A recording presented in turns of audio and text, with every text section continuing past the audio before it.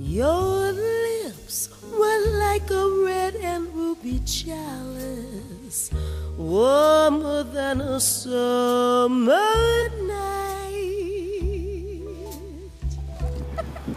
The clouds were like an alabaster palace, rising to a snowy height. Each star its own aurora borealis.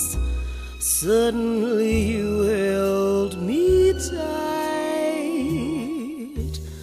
I could see the midnight sun.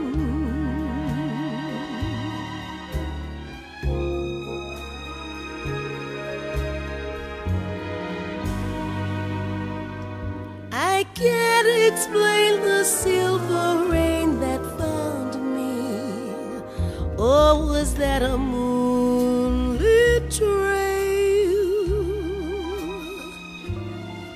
The music of the universe. Ale před pár lety jsme ty fotily s bílýma holubičkama, dneska s bílýma myškama. Jaký zvířátko by se vybrala za 5 let nebo za 3 nebo za 2?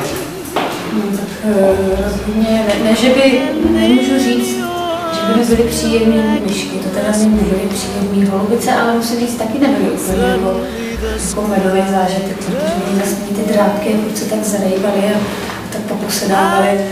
A myslím si, že vlastně byl zázrak, že jsme tam našli nějakou fotku, třeba jako se nekrčím a tak, ale ještě bych to chtěla něco takového mazlivého, čistotného. nebo nějaký bílý plišák.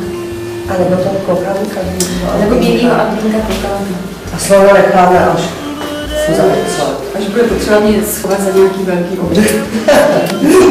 A co by si vzkázala čtenářům Xantippy? Čtenářům Xantippy bych vzkázala, ať čtou.